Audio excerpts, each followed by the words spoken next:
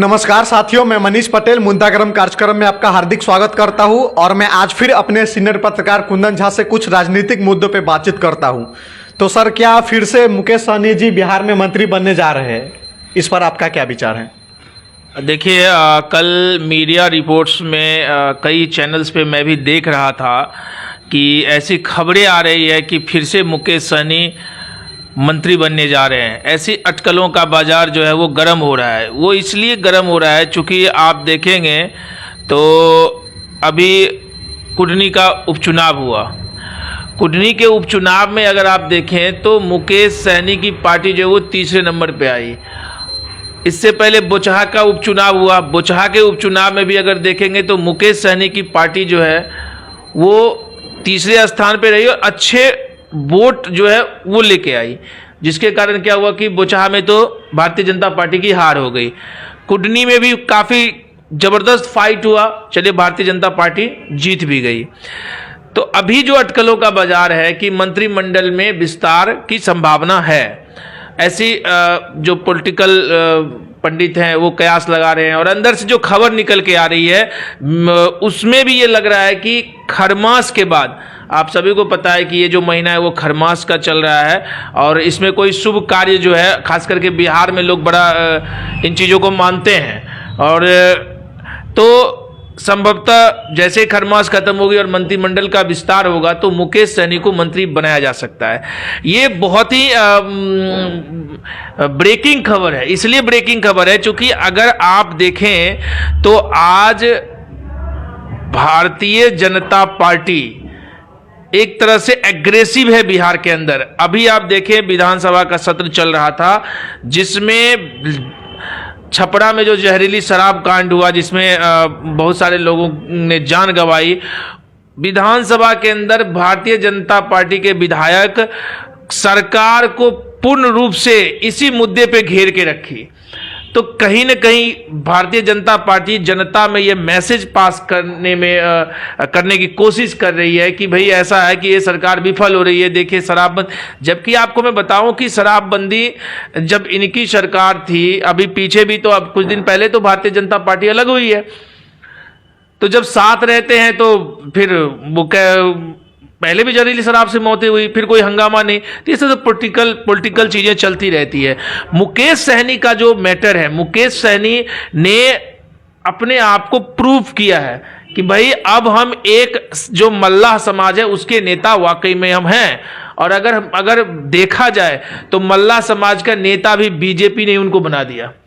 चूंकि यदि अगर उनको जब आप देखेंगे भारतीय जनता पार्टी और जेडीयू की गठबंधन की सरकार चल रही थी जिसमें वीआईपी मुकेश सहनी भी थे, हम जीतन राम मांझी भी थे, तो एंड ऑफ क्या हुआ, इनको जो विधान परिषद का जो सीट दिया गया था वो भी कम समय के लिए दिया गया था। और अभी आप संभवतः मुकेश सहनी विधान परिषद भी नहीं है क्योंकि उनका कार्यकाल खत्म हो चुका है। तो उस टाइम से मुकेश सहनी नाराज थे। चुनाव में क्या बातें हुई, कितनी सीटों पे बात हुई, क्या उनको दिया गया, लेकिन बाद में चल के आप देखेंगे तो जो इनके विधायक भी थे, जीते हुए विधायक थे, वो सारे के सारे विधायक को भारतीय जनता पार्टी ने अपनी पार्टी में मिला लिया। तो मुकेश सहनी क्षुब्ध हो चुके हैं।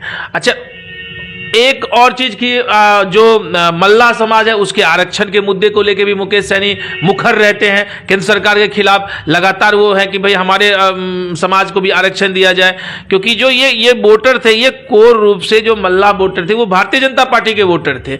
लेकिन जैसे ही मुकेश सहनी पाला बदलते हैं तो नुकसान भारतीय जनता पार्टी को होनी है। यहाँ पे आप देखेंगे अभी लोकसभा का चुनाव 2024 में आने वाला है, तो कहीं न कहीं महागठबंधन जो है वो ये सोच के कुडनी में जब झटका लगा, जब जेडीयू वहां हारी है, तो कहीं न कहीं महागठबंधन को ये एहसास हुआ है कि अगर हम मुकेश सहनी को साथ लेके चलें तो हम बीजेपी को हर सीट पे चुनौती दे सकते हैं, क्योंकि जो 7 पार्टियां हैं उनके जो वोट है वो तो साथ आएंगे। और जो आप देखेंगे हर चुनाव में जहां भी मुकेश सहनी लड़ते हैं तो उनका जो वोट प्रतिशत है वो बहुत ही अच्छा, एक समाज का वोट उसको मिलता है।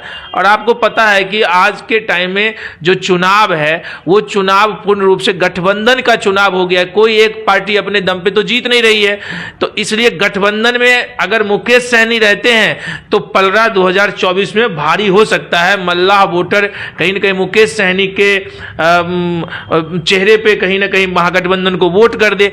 ये हमें जहां तक लगता है कि महागठबंधन इसी पूरी प्लानिंग के तहत मुकेश सहनी को फिर से मंत्रालय दे सकती है और एक मैसेज भी मल्लाह समाज को दे सकता है कि देखिए आपके जो नेता है उनको हम लोगों ने जगह दिया और आज वो हमारे साथ है। और मुकेश सहनी भी इसको पूरा मार्केट में जाके बोलेंगे कि भाई हमें महागठबंधन ने देखो हमारे समाज को यहाँ पे हमें प्रतिनिधित्व करने का मौका दिया। तो ये सारी चीजें अगर ओवरऑल देखा जाए तो ये जो शतरंज की बिसातें हैं, ये शतरंज की बिसातें 2024 को देखते हुए आप देखेंगे कि लगातार रखी जा रही है। आप पीछे देखेंगे मुख्यमंत्री जी का क्या बयान आया। मुख्यमंत्री जी ने कहा कि भाई अब 2025 का चुनाव होगा, यानी विधानसभा का चुनाव होगा, तो उसमें जो नेता होंगे वो तेजस्वी प्रसाद होंगे।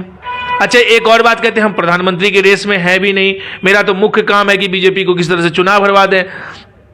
तो मुख्यमंत्री अब इस हद तक जा रहे हैं कि किसी तरीके से एक ऐसा फ्रंट का निर्माण बिहार में किया जाए जो 2024 में ज्यादा से ज्यादा सीटें जीत के लोकसभा में आए, जिसके लिए ये पूरी की पूरी प्लानिंग बनी है कि मुकेश सहनी को मंत्रालय। अच्छा, मुकेश सहनी नहीं, दो और नामों पे चर्चा हुई है जो मीडिया खबरों में और भी लोगों से जो विश्वसनीय सूत्र हैं हमें भी जहां तक पता चला है कि आप देखेंगे मोकामा से कौन जीत के आई है, नीलम देवी, अनंत सिंह की वाइफ, पत्नी।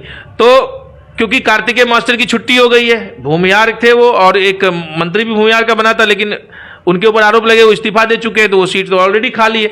तो नीलम देवी को भी मंत्री बना सकते हैं। और एक और बड़ा नाम है डॉक्टर सुनील सिंह को भी मंत्री बनाया जा सकता है। इस पे भी चर्चाएं काफी तेज हो रखी है कि इनको भी मंत्री बनाया जा सकता है। तो ये सारी चीजें आने वाले समय में, खास करके जैसे खरमास खत्म होता है तो उसके बाद जो राजनीतिक तापमान है बिहार में तो वैसे भी बढ़ा हुआ है।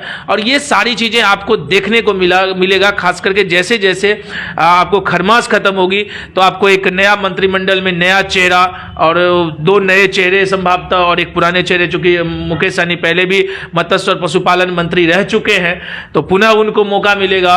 और इस तरीके से जो 2024 का चुनाव है उसकी सारी रणनीति महागठबंधन अभी से बनाती जा रही है कि किसको साथ लाए, किसको साथ नहीं लाना है। इन सारे बिंदुओं पे जो है महागठबंधन सोच रही है कि किसी तरीके से 2024 में नरेंद्र मोदी के सामने नीतीश कुमार चाहते हैं कि हम बिहार में चुनौती पेश करें। अब तो देखने वाली बात है कि 2024 में क्या होता है।